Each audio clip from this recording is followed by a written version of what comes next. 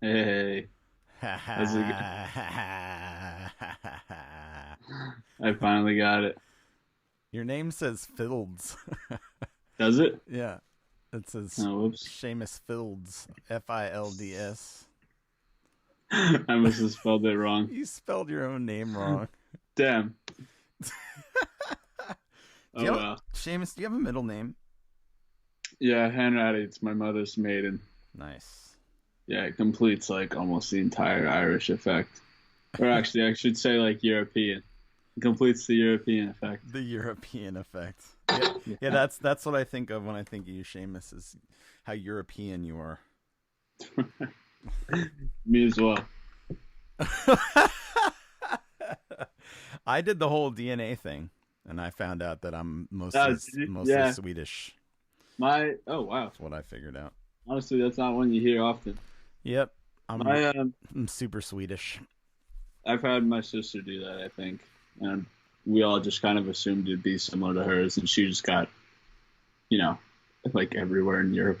Yeah, it's really That's weird. that's kind of just it. It's never like what you think it's gonna be.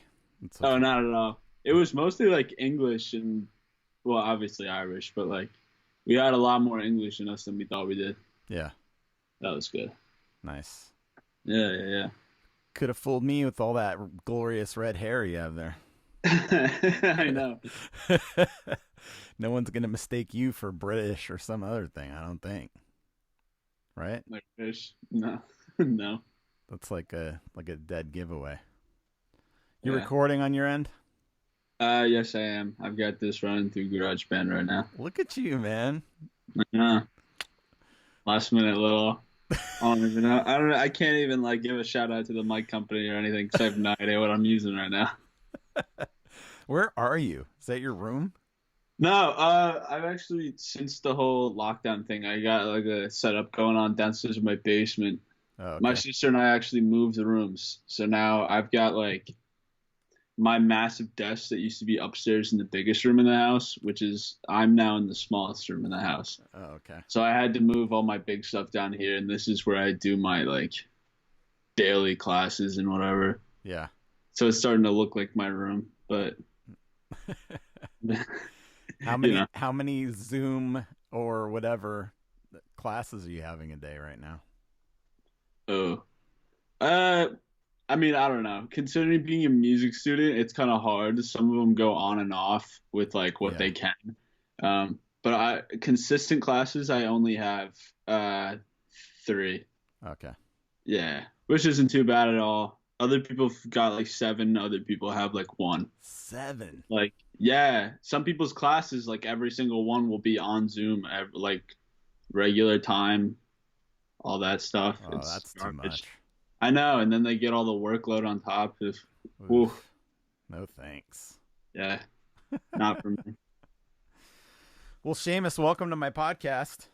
Thank you for having me. How exciting for me. It's, yeah, I know. I've only been waiting, what, like 5 years or something?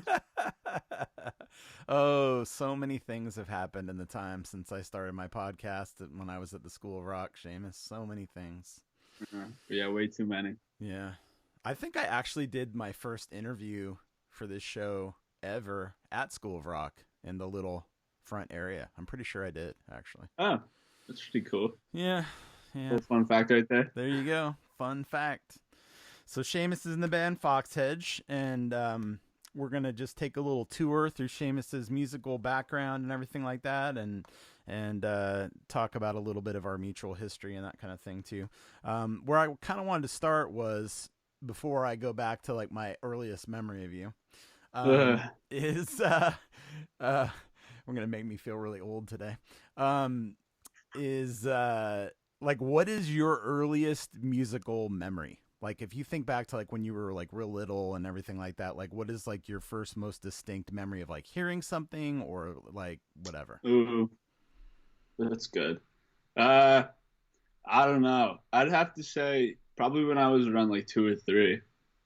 My dad kind of like rebuilt the entire kitchen, and for some reason it was like 6 months, a very long project, but it like every day he would have music like blasting just throughout the house, And I lived at like my grandparents for a while because there would be like dust and everything, and it wasn't good for a little 2-year-old child to be living in that house. Yeah. But like I just remember albums of like the Beatles and like Radiohead had just put out I think it was Hail to the Thief at the time. He had Hail to the Thief on repeat.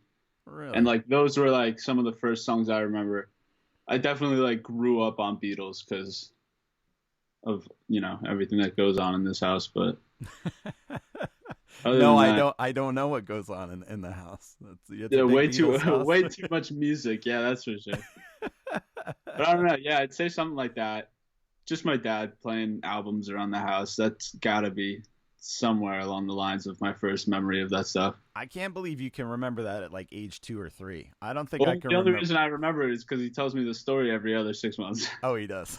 Yeah. Remember when you were a tiny baby and I played Radiohead? Remember that? So he said- Yeah. You're like, no, Dad, I don't remember that. Vaguely. It's in there somewhere. I can't remember any of that stuff. I never could. I can't even. People say that they remember like their kindergarten teacher and stuff like that. I was like, dude, I don't remember my kindergarten teacher. I can remember mine now, but I'm sure in probably about 10 years, you ask me that question again, I'll be scrambling on the floor. Thanks for saying 10 years, Seamus. That made me feel good. You're welcome. Thanks for not saying something like, man, in like 30 years from now, when I'm your age, I totally will probably not remember that. I didn't want to be too mean. Yeah, thanks. Thank you. That's funny. So you're it's not really a memory then. No. That's not really the earliest memory, right? Okay. Like so If I had to, yeah.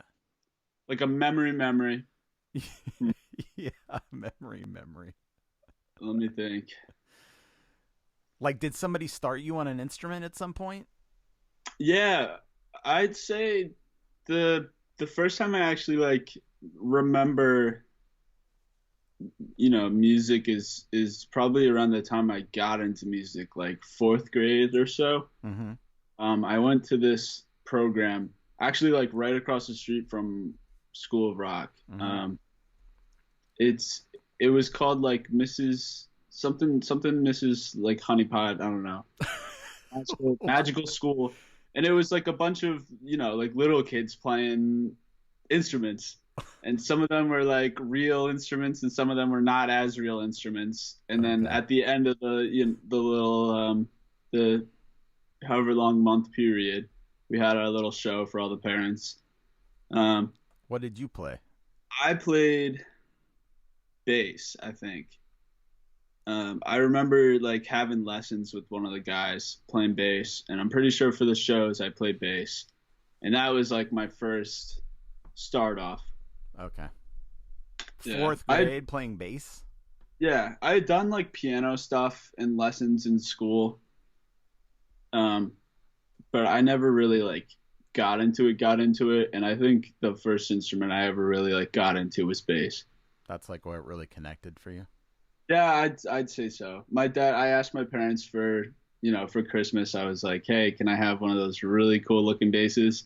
And instead of getting me like a toy bass or anything, my dad was like, let's get him a real one, see where this goes. Nice. And so they did. They got me like a nice little 3/4 Ibanez, and that was like my child for 5 years. Was it left-handed? Oh yeah. Everything. Actually, no, not everything I've played is left-handed. I learned how to play guitar upside down. Yeah. And then I used the guitar that I started on, and I restrung it and played it lefty. God, it was so much easier. Really? Yeah. But what's the disc? I'm curious about that because I'm not left-handed, but like, what's the like? I always was weird. I always thought that was weird about guitar because like it seems like you're doing the lion's share of the work with your left hand. You know what I mean? Chording to me is a lot harder than picking. So like, why is it? What's the advantage? Like, is it a brain thing or like it just feels more natural or what? I don't know. Yeah, I guess it'd feel more natural. I can't really think of a reason other than like it's just kind of what I want to do when I pick it up. If I put it, I trust me, I've put it in my right hand countless amount of times, and it just does not work the same as it does the other way. Interesting. Yeah. Yeah. And then same with drums. Yeah, same with drums. I can surprisingly to myself even like play a little bit of switch kit. and it's not. I remember I got in trouble with your dad. Yeah, maybe.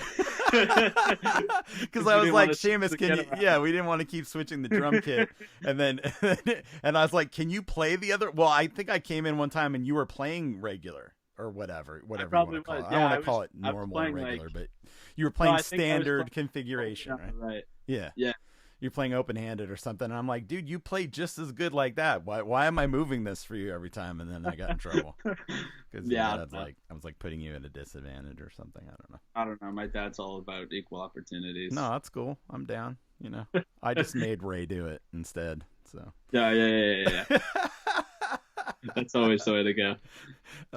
4 years of working there, man, and I was in charge the whole time. And it took me till like I think the last show season to where I wasn't doing everything, like loading everything in myself. I'm like, I'm in charge. Why am I doing everything? Like, why don't you go move that? I don't feel like moving this. Man, if only you'd figured that out earlier. I know. I felt so stupid. I'm like, this whole time I could have just been kicking back and hanging out. Selling tickets at the door. What an idiot. Yeah, I'm at the door doing tickets. I'm doing everything. I know. I blew it. Now, my earliest memory, though, of you is being like in the middle. This is so weird, but like being in the middle lesson room when the piano was still facing the wall, when we had the piano in there, and you were with, what was that guy's name? The older guy that taught there? Now I feel bad. Conrad, right. Yeah. He was awesome. I remember Conrad. Yeah, Conrad was so cool. He was real cool. He was real cool. Yeah. Weird. Wow. That's my earliest memory of you is playing piano, which is weird. You were there when I had Conrad? Yeah, I was. I honestly do not even remember like the time period in which I had Conrad. I just remember because I know when you got there, that was about like the Radiohead show, right? Somewhere around there. Yeah, it was before then. It was like we were doing the music festivals show. Oh, Jeff was doing the music that was like show. two seasons or so before, right? And then we were doing the Eric was doing like a punk like show. Yeah, okay. They had just built the stage and it wasn't even carpeted yet. Right. Yeah. Wow. They hadn't painted the walls either. So crazy. A lot of changes. Yeah, there have been. I went back recently. Did you? I don't know how recently is recently, considering everything's closed right now, but yeah. I think it was like the middle of winter break, or the beginning of winter break. I stopped in and I just said hi to everybody. I didn't get to see Ray because he was like not there for the one time in months probably. Yeah. But everything like it's not that it looks the same, but it just like doesn't look different. It's still got a nice like homey vibe to it. Nice. Yeah. Yeah. That was like it always was. That was one of the saddest days of my life, leaving that job. Yeah, that was crazy. Yeah. We had a whole Goodbye Billy show. That was such a cool job, dude. So yeah, I guess that was like one of my early memories of you, and then just thinking like you're just playing everything. And then I remember, and then it took some convincing though to get you to actually sing, if I remember correctly. Yeah. Like you didn't really want to sing, or you wouldn't sing, and then kind of low key about it. Am I not remembering that correctly? Yeah, no, you're definitely right. I for sure was like not really into singing in front of other people. I definitely remember being like all for singing, but like as soon as it got to the moment of actually doing it, I was like, crap, I really don't want to do this anymore. Yeah. But no, I definitely remember in like house band with all the guys and the gals. I was doing like pulling muscles, and I remember when I wanted to sing, I was like, all right, I don't want to stand up here awkwardly and like not be doing anything. So I was like, let me try out like singing and playing bass at the same time. Yeah. So I tried that, and that was probably the farthest I got with any sort of singing at school rock. Yeah. Yeah, which isn't too bad. What is it that, like, because now you're singing and playing guitar in Foxhedge, so that something clicked in there somewhere. Like, Yeah. talk about that. Um, I think I definitely have like a lot more strength towards stuff that I write, and most of the songs that I write tend to have my vocal range like where I want it to be, and stuff that I can hit. Okay. So it's more like a confidence thing of like having it be Yeah, something yeah, that's like not that somebody else wrote that felt like it was pushing your range or like whatever. It's like if you're writing it and singing it in a natural where it feels like a natural range for you, then it's more confidence building or yeah, for sure. yeah. It's definitely more of like a, all right, this is mine. I can kind of do whatever I want with it, instead of like oh, people are gonna know if I am like a tiny bit out of key on this note because it's already been streamed 1 billion times worldwide, so everybody knows it. That Yeah. type of. Is it easy for you to memorize stuff? Memorize what? Like my own lyrics songs or and just yeah. other stuff? Just in general, but that both, either or. Is there a No. difference? Good question. I feel like with my stuff, it's definitely a lot easier for me to remember. Yeah, like pull it out of the back of my head. There definitely has been times where I've been playing a show live and I've completely blanked on my own words that I've sung thousands of times before. Nice. It's funny. It's funny when that happens because all you can kind of do is just be like, "What? How did I forget that?" Like everyone's kind of like, "How'd you forget that?" And but other stuff isn't that hard either. I think that's due to the countless years that I've had, just playing like rock and roll, looking up tabs and putting on like headphones, playing drums for hours. Yeah. It's created some sort of like memory bond in my head. I don't know. I felt like I might be remembering this wrong, but I guess I'm surprised that you've now ended up on guitar and singing when I felt like you were so enthusiastic about playing drums at some point. Like, yeah. Like what happened? I definitely okay. The drumming part, I would love to play drums, like in a band or something. Yeah. Definitely not now at this point, now that I have Foxhedge and like Sure. Finn's drumming, because he's an incredible drummer and I wouldn't want to really give good. him up for the world. Yeah. But you're really good though too, man. I mean, I know you won't say that about yourself, but I'll say it about you. Thank you. It would definitely be really awesome to play drums live. I've always wanted to hit hit a main line. Yeah.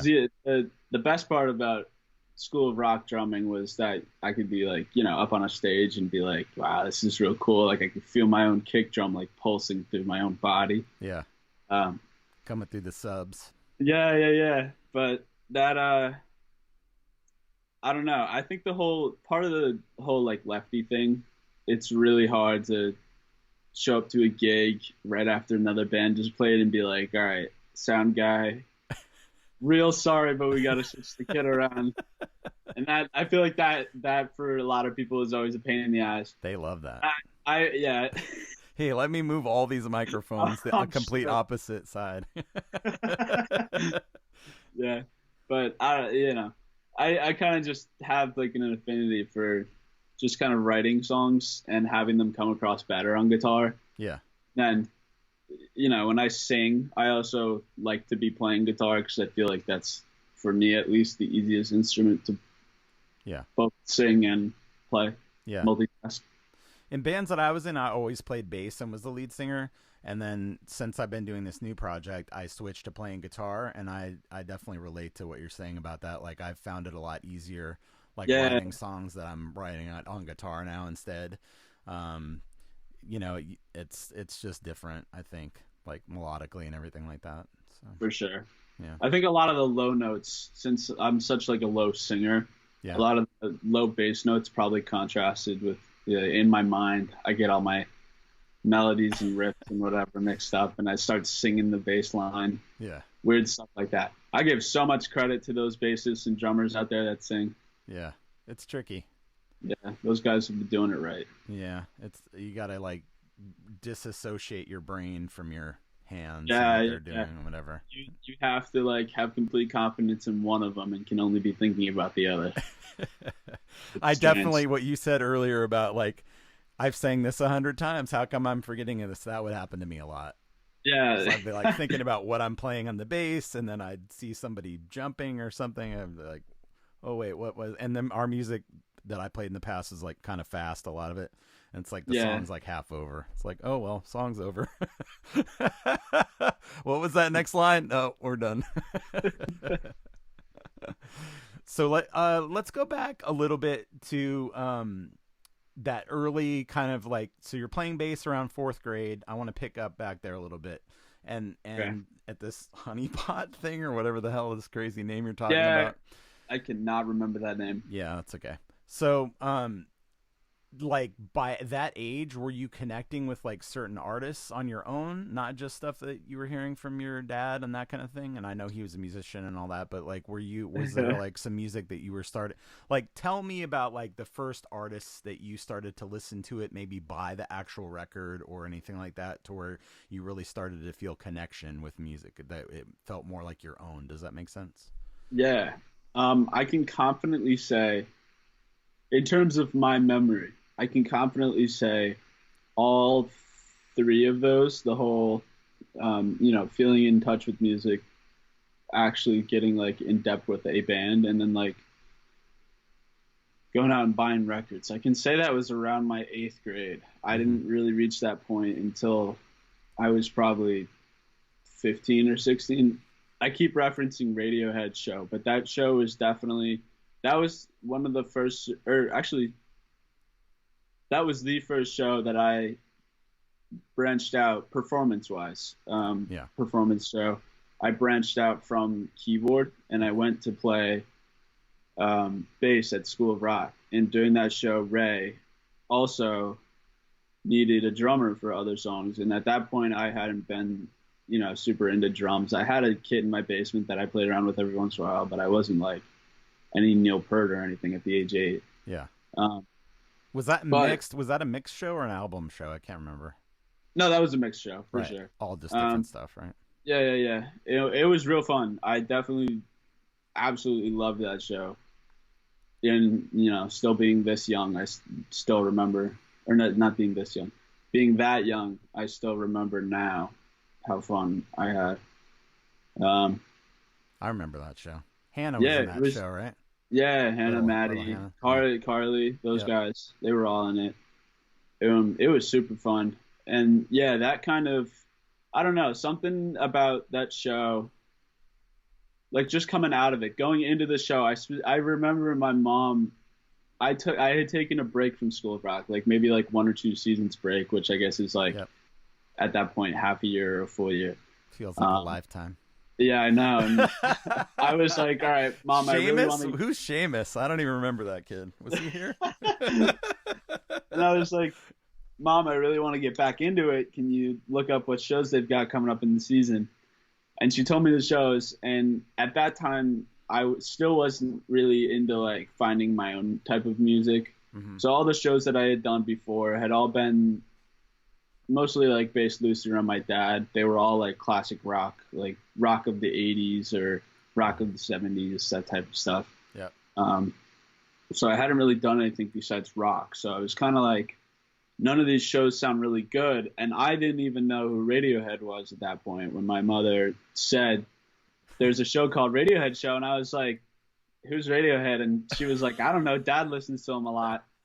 Lo and behold, I found out my dad listened to him while he was building the kitchen downstairs for 6 months. Aha. But he was like but no. subliminally training you to like yeah, radio. I guess so.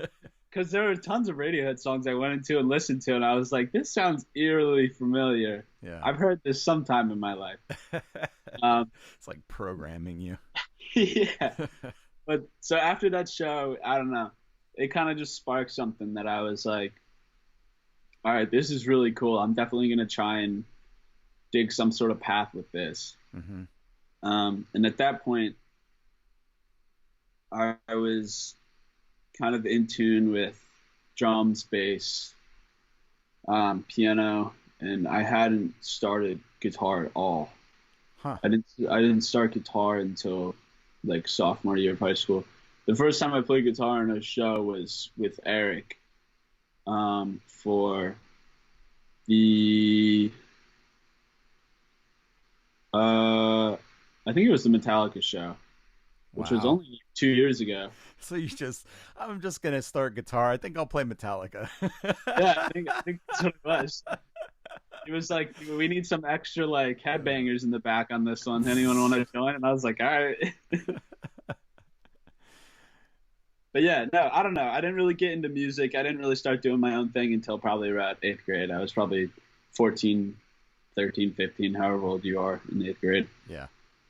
Now you talked about, and just let me just real quickly for those people who aren't familiar, School of Rock, it's like an after school music school, and we put kids in bands. They sign up for these different seasonal shows, and they're themed, and like what we've been talking about and whatever, just for people that don't know what that is. And so I was the manager at the School of Rock and Red Bank, and then you were a student there. I probably should Yeah. have said that earlier, but anyways, Yeah. Yeah. Cool. just to catch everybody up, they're like, what is this? What the hell is he talking about? Was Jack Black there? That's what everybody always asks. Was Jack Black there? Surprisingly, no. Were you in the I Springsteen thought show that too. when Oh yeah, when Max Weinberg was there. yeah, Yeah. that was No, pretty I cool. was there. I watched him play. That was crazy. He didn't do one of the songs? Oh, actually, I feel like you were in that show. I was. No, I definitely was in that show. We played for him. I played Born to Run on drums Yeah, for him, and then he sat stepped in in and played Hungry Heart. Hungry Heart. Yeah. That was nuts. I remember, yeah, standing in the back watching him, and I was like, wow, this is a real, like, this guy hit the big banks. He's really going. He just came by to borrow some music stands, and then I was I know. like we have to invite him back. I'm like, but he will never. I thought there was no chance. I thought there was like a 0% chance he would come back. And then when he did come back, I couldn't even believe it. I was like, oh my gosh, this is crazy. Oh, I know. Well, he's such a nice guy, though. Oh, he's really nice. Yeah. Yeah. It's like Bernard Purdy came in that one day, and then Max Weinberg's coming in, and Sinbad, the comedian. We had all kinds of people popping in I there. forgot Simba with him. Yeah. I remember the day Bernard Purdy was there because I walked in like minutes after he had left. Yeah. And I was like, Ray was oh. crapping himself. Yeah, he really was. He was like actually physically shaking. I think he was so excited. And then he ended up too. playing at a wedding with Bernard Purdy later. He was like in a wedding band Oh, with right. Bernard Purdy. Yeah. Yeah. I remember he told me that. That's crazy. That's, yeah, God. All right. So you were doing all these shows, and then like tell me about like, were there some concerts that you went to that are not School of Rock related? Like do you remember like the first show, sure. like you're like, oh, I'm gonna get a ticket and go to this? Yeah. Was there a ton? First concert I ever went to. The first couple concerts I went to were all attributed to my dad. He definitely was like, first concert I ever went to was going into freshman year of high school, or it was going into sophomore year. I don't remember. One of the two. But I saw the Who at Prudential Center. Dang, dude. That was one of the craziest shows I've ever seen. They had, I remember Zach Starkey on drums. They had Pino shutting it up on bass. Roger Waters surprisingly still has an incredibly amazing voice. Yeah. The end of Won't Get Fooled Again, he hit that scream perfectly. It was absolutely amazing. I wonder if that's the same tour I saw them on with. Did Joan Jett open that tour? No, there was. Might have been a different leg. I saw them at Barclays with Joan Jett.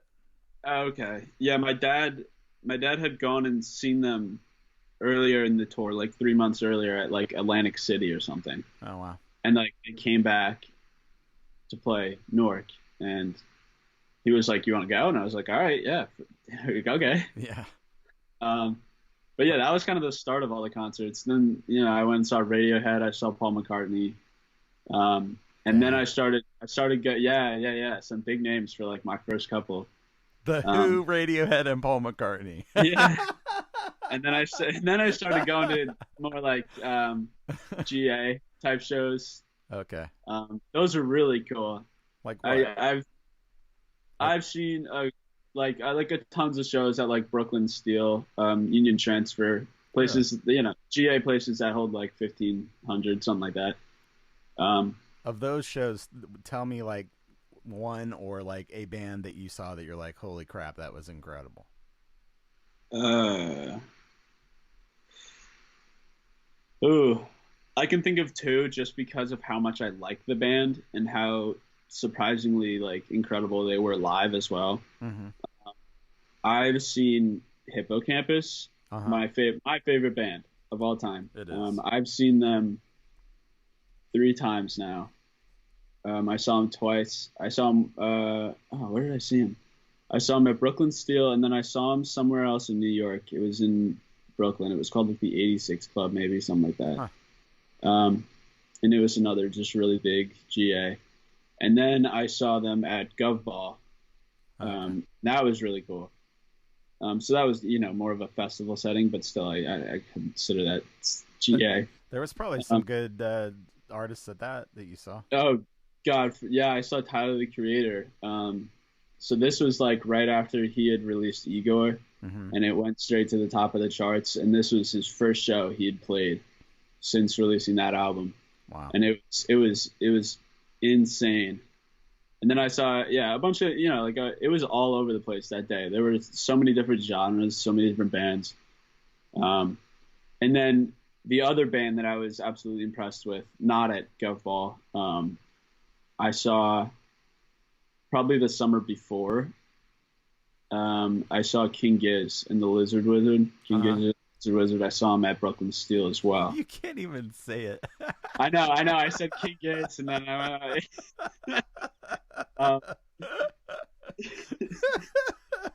it's I a don't even. tongue I don't twister. even want to try. King But yeah, Gizzard and the Lizard Wizard. yeah, there you Is go. that right? Yeah, yeah, I saw them. So they're just like for anyone who doesn't know them, I don't know how popular they are nowadays, but they are like a multi-genre psych rock Australian band. Mm-hmm. Um, one of those projects that spiked up out of Melbourne Yeah. a couple of years ago. Um, Do you like it- jam bands? Am I crazy? Is that something you're into? yeah, I mean, depends what kind of jam band. I'm not. I'm totally. Actually, I can't even say depends what kind of jam band. I'm into all types of stuff. I love like the Dead and all that stuff because that's my dad's there and my friends' parents, all them. There If I and go that. over to their houses, it's usually playing in the backyard or something. Gotcha. But I can get down to some Dead. I also, King Giz can be considered the jam band. I love them. Like proggy kind of things and stuff like Yeah, that. yeah, yeah. I'm definitely into like a lot of also like instrumental type jam bands, Really? like songs that wouldn't have a single word in it, stuff like that. Mm-hmm. Um, that stuff's all good. What's But like folk? You guys all are into folk a little bit. Like, yeah, who do you like that's like a folk artist? I'm a huge fan of like Western country type stuff. Uh huh. So I'm really into.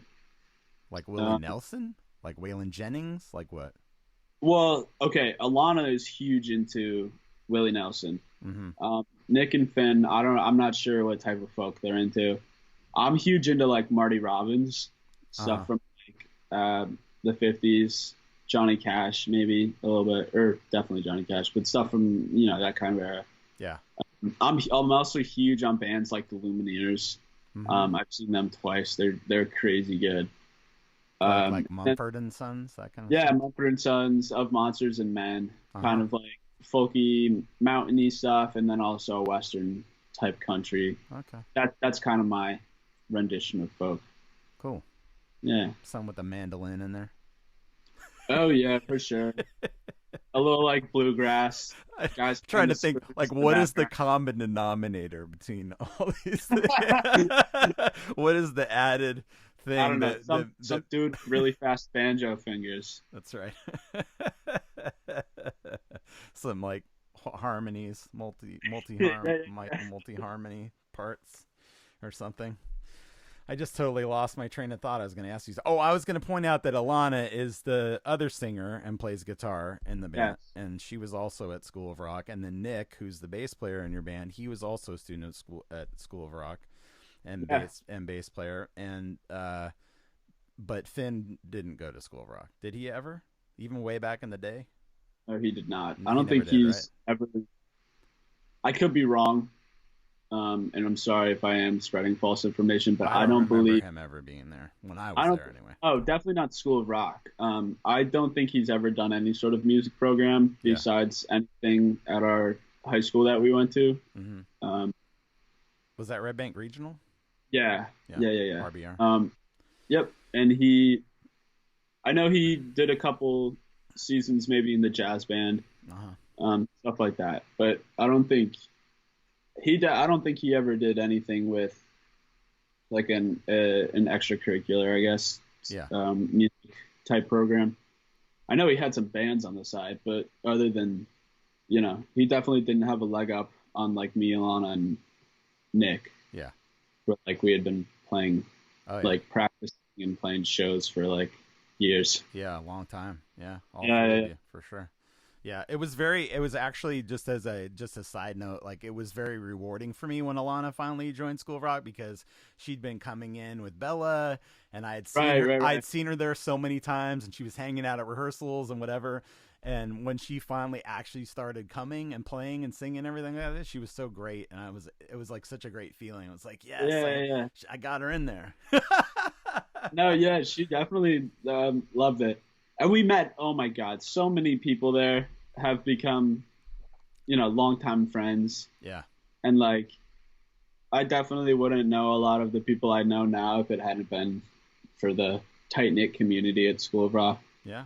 Well, I'm still tight with all you kids. I come to your shows. I like go down Yeah, there and hang yeah. out with Ray and visit Ryan and go out with Aziza and see her and have dinner and all that stuff. In fact, she texted me yesterday. So Yeah, and it's awesome how much you guys still like support us regardless of whether we're students or not. yeah. Like I had Ray. I'm sure you possibly know this by now, but I had Ray write me my college I recommendation remember. letter. Yeah. Yeah, I think and I so read that it, was. actually. Oh, okay, yeah. Yeah. Hopefully it was good 'cause I haven't. It was really good. Okay, that's good. That's good. I think I got a little choked up. It was nice. Oh, that's good. That's sweet. Um, but yeah, no, I'm all the like immense support from you guys has definitely been like one of the strongest perks that School of Rock has had to offer up to this point. Yeah. I don't think I would. I don't know if I would ever run a school again, but I've not ruled out trying to go back and just work for them, like as a franchise business consultant or Yeah, doing something to help people open new schools or whatever. Because I still really believe in the whole thing. I think it's. I think like all the people, like even just more than the idea of it and what it is, which is cool on its own. I feel like when I would go to the conferences and like meet everybody that worked for it are some of the coolest people I've ever met in my life. The kids that go there, the families of the kids that go there, the people that teach there, like it just seems like everybody on every level is like they're like the coolest people. Yeah, I don't think I've had a problem with a single person that is going to School of Rock. Yeah. Everyone there, I don't know. Think about how crazy. Yeah. Think how crazy it is that Ryan was like until this virus hit that Ryan was like on tour opening for Kiss. Oh, Ryan Wheeler? Yeah, I know. He was. Oh my God. That's crazy. I hope that picks back up because I'm supposed to go when they play here in Jersey, so I don't want to miss that. Oh wow. Yeah. Yeah, that'd be really cool to say. Yes. It would. But that's really good for him. I've been seeing all his like Instagram stories and all that stuff, and he looks like he's having a blast. That's like the lifestyle that he's been Mr. looking for. Hollywood. Yeah, Mr. Hollywood. He's doing it. Mr. Hollywood has nice become Mr. Hollywood. All right, so for the last little bit here, I think we've done pretty good today so far, Seamus, but I would like to just talk about how the band started. And I also wanted to remember, I couldn't remember, you guys had a different name when you started the band. Yeah. What was it? You hated it. I remember that. Yeah. We called ourselves the Trophics. The Trophics. Yeah, Trophics. Yes. It was that was definitely a last minute decision. For a show or something or what? Yeah. So the very first show we played, was the show that I was hosting in my backyard. And we definitely we had really no idea what we were doing. Regardless of all the experience Nick, Alana, and I had at School of Rock, we had no idea what we were doing going into the show. What's different doing your own music and all that anyway, Yeah, right? it was definitely weird finding like a place of leadership coming out of it, and we finally, we definitely at this point have found like a nice medium where everyone is like motivating everyone else to stay on the right path. But yes, that show that I hosted, I had in my backyard on a stage that my dad and I built, and Nice. yeah, we had only been a band for like about a month and a half or so at that point.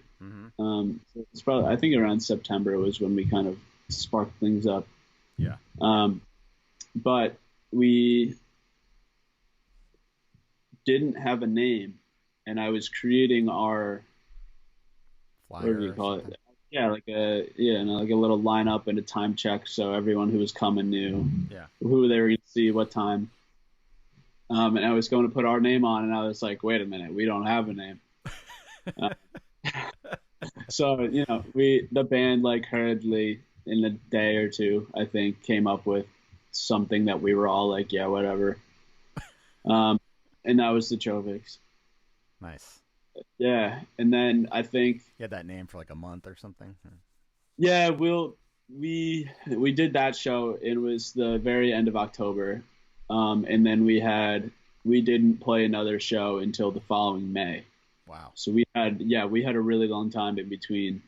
Definitely a lot more time to reorganize and reassess everything that we had in place. Yeah. And then Foxhedge is named after a street or something, or yeah. There's actually a space in the street between the Fox and the Hedge, but yeah, it's a street somewhere in Colts Neck. Okay. And we saw it one day, and it was on the list of names, and we were like, "What about Foxhedge?" And then we were like, "What about Foxhedge together?"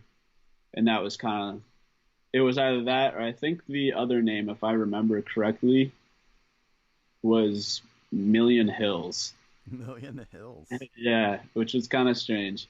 And I remember it was Million Hills for like 30 minutes, and we were like, all right, it's going to be Million Hills. And we made like a Facebook and Instagram and everything within 30 minutes. Really? Yeah. And then we like reevaluated, and we were like, wait, we want Foxhedge. Like that one's better. And then we took everything down and changed the name of the Instagram and re-uploaded pictures instead of Million Hills, wrote Foxhedge on it, and nice. Then that was kind of the start. Wow. That's some deep like B-side trivia right there for the hardcore fans that remember hardcore fans. Yeah. Original, I guess. We've got 3 different names. Like a month from now, we'll have to do a trivia contest with one of our promos we're doing, and then say, what was the middle name? What was the intermediary name?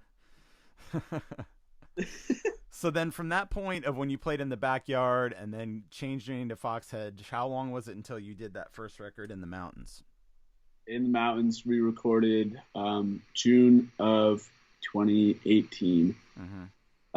We did everything after a bit of scouting around between various studios. Yep. We found our match, Pete. I think you meant to say after I flaked on you. Oh. Yeah, I don't know. No, I don't even. You can't even say you flaked on us. That was a little idea we had thrown up in the air. Yeah, I was too busy. No, it's all right. It's good you did it with that guy because he's great. Yeah, no, Pete's a really cool guy. He definitely helped. Yeah, he helped us out a lot. Submergent Studios, if anyone wants to look it up. But he's a very nice guy. He definitely helped us out.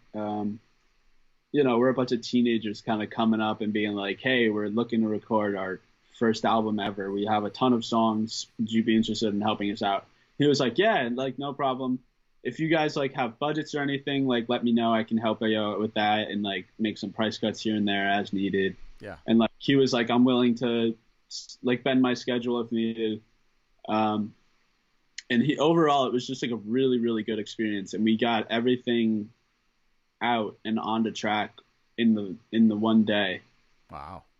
Yeah, and then I believe we only had to come back once or twice to record some guitar Uh-huh. overdubs.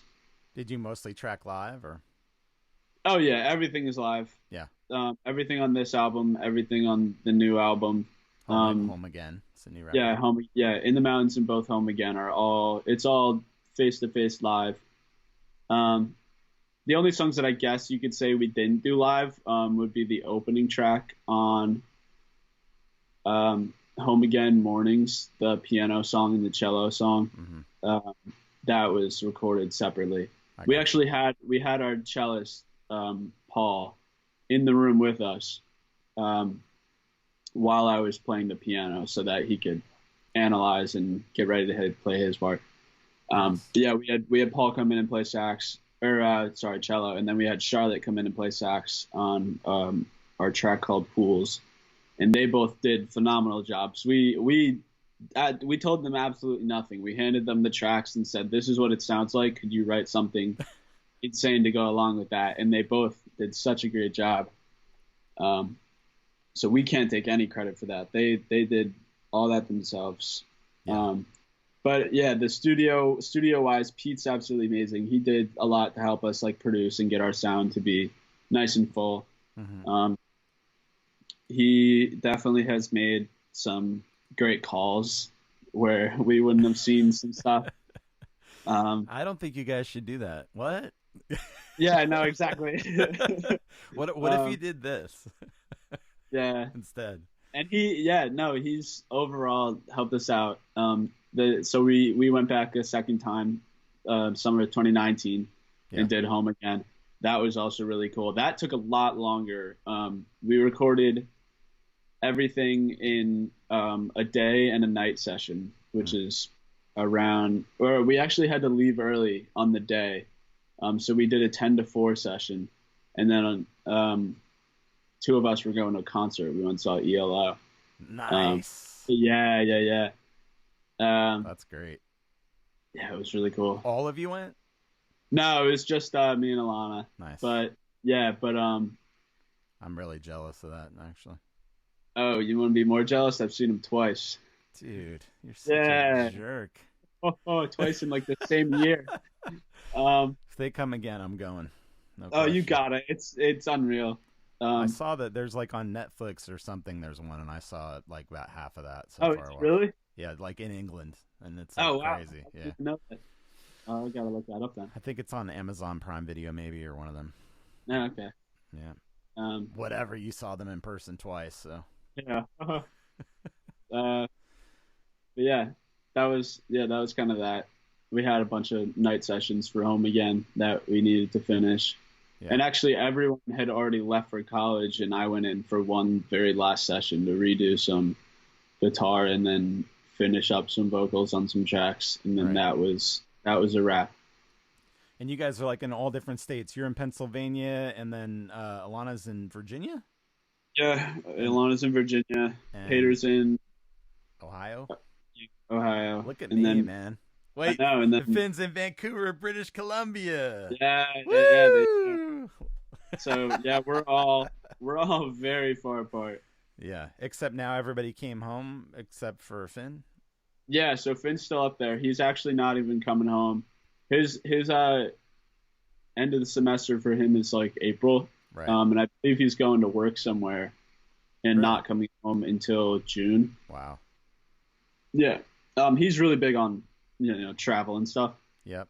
So he's going somewhere. I completely forget where. Sorry, Finn, but yeah, he's definitely doing something until June, and then June time we'll all be home. Yeah. And you're gonna try to maybe do another record this summer, or you don't have time? We've got plans, tentative plans, as of now to record probably another like 5 or 6 songs. We don't have a full I wouldn't say an LP yet. Yeah. Yet, because I know, knowing us, we're probably gonna bust another 2 or 3 out that we're gonna want to record. Nice. Um, You just got CDs made of both your records that you can get at yes, we did. foxhedgeband.com. You're welcome. Yeah, thanks. That's how you do it, Seamus. Yeah, so we got all that up. Yeah, I forgot what I was saying. Just got CDs. Yeah, we were just talking about you're gonna have some songs, and then you try. Oh yeah. And then the first 2 weeks of August / end of July, we're gonna try and, depending on how everything's looking world wise, we're gonna try and do like a little tour up the East Coast. Nice. We have everyone vowed to set aside have 2 weeks that we would all be doing absolutely nothing, so we could travel and play as much as possible. Yeah. And now in school you're studying audio engineering, right? Yep, I'm there with the music industry and recording technology. Yes. Nice. Do you see yourself doing like studio stuff or tour, or you don't really know yet? You're just kind of getting the basics. Yeah, I'm really into. Yeah, as of right now, I'd say I'm kind of just going with the motions, seeing what I like the best. Last semester, I took more of a studio-based course that was on a lot of the stuff inside the studio, and now I'm doing a live sound course, which focuses on the same things but just in a live setting. Yeah. And I think as of right now, the area I'm gravitating most towards is kind of I don't know. I'm sure how like KEXP will do like live radio shows kind of things. Yep. I'm really into those. I think cool. I would think it would be really cool to go work in like a small radio station and set up, meet all these like smaller, nice, really cool indie bands. Yep. What's the other one that's Live Tree? Audio Tree? Audio Tree. Yeah, Audio Tree. Audio Tree's crazy good. Those guys have definitely had a ton of bands on there that are real nice. That's interesting. But yeah, stuff that's like cool. That. I don't know. I love that band Idols from England, and their KXP performance is amazing. Yeah, I remember seeing that on my YouTube. Like super intense. Yeah, singer's like real intense. Yeah. I saw them at Brooklyn Steel. They're great. Oh wow, yeah. I recommend it. Yeah, it's pretty cool. It's weird though. It's like it's very claustrophobic to me a little bit. Like you feel like very closed in. Like I hope there's not a fire kind of vibe a little bit. Yeah. You think it would be a lot bigger. Yeah. And then as soon as you get in there, you're like, wow, how are they supposed to fit this many people in here? Yeah. And I'm always amazed too. Like it sounds better than it looks. Like you're like, this is just like a concrete box. Sure. There's like no way it's going to sound good. And then it always sounds pretty great in there. Yeah, no, it definitely sounded real good. The concerts I've seen there. Yeah. Yeah. All right. Well, any last thoughts or anything you want to tell all these lovely people that are listening, Seamus? I don't know. Go stream Foxhedge. That's all I got. You can follow Foxhedge on Instagram and Twitter and Facebook and all that stuff. Foxhedge Band is the website. They got 2 records out, In the Mountains and Home Again. They're really awesome. Very upbeat. I actually think that your band is a great for this weird time that we're living in. I find your music to be very like lighthearted and like light feeling. I don't know, has like a good upbeat kind of vibe to it that kind of makes you feel happy and so I think that's good. No, yeah, thank you. That's I'd agree. Lighthearted is definitely stuff about cheeseburgers. Yeah. Extensive love. Somehow that didn't make it on the cutting floor, but that's probably a story. Oh God, I don't even know. I know it's like I like that aspect of what is that about that area? It's like Ham by the Pound guys and you guys and everybody has like a very there's an underlying like sense of humor about everything that you do. That's like and I don't think it's just your 2 bands either. Like I feel like that's a thing for that area. Am I wrong about that? It's kind of just like I don't know. I can't speak for others when I say this, but I definitely feel like all the bands in Monmouth County have a definite like connection. Everyone's kind of on each other's radars. We all know like when the others are having shows or some sort of like stats, how many Yeah. followers or fans you've got. But it's weird because the guys in Hand by the Pound, I can definitely say we relate to the most because we've been in bands with Evan Quigley, and I've been in a band with White Will Smith. Yeah. And Harvey and Evan both went to School of Rock, so Yeah, right there we know all three of them very well. Yeah. They're all super incredible guys who also, I know I probably shouldn't be cross promoting, but No, also that's great. released their first They EP did. Yeah. called Heather on Spotify Yeah. and all other streaming platforms. But yeah, no, I feel like with all of us, it's just kind of like a loosey goosey, like see who can be the funniest without actually like crossing the line into turning your band account into like a meme page. Nice. Yeah, I don't know. The best way I can describe it is just a bunch of like bands being friends, like poking fun at each other and just trying to like make their listeners feel like we're I don't want to say we're human too, because obviously we're human, but like Right. you reach a certain point of like somebody's going to come up to you and not recognize you for you. They're going to recognize you for your music or like for what you do. I don't know, joking around and like having fun just kind of keeps everything like nice and loose, and that's kind of how we just Not like pretentious. It's got lacking in yeah. pretension and just authentic and I think that's cool. I like that aspect of it.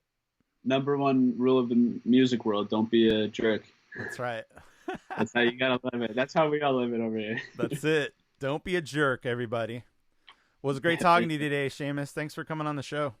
Yeah, of course. Thank you for having me. And wish us all the best, and everybody stay safe and healthy, and yes, social distance and all that good stuff. Wash your hands and That's stay right. clean. Wash your hands, everybody, for the love of God, and throw your damn gloves in the garbage. Yes, please. No litter. We already have too much of that. All right. All right.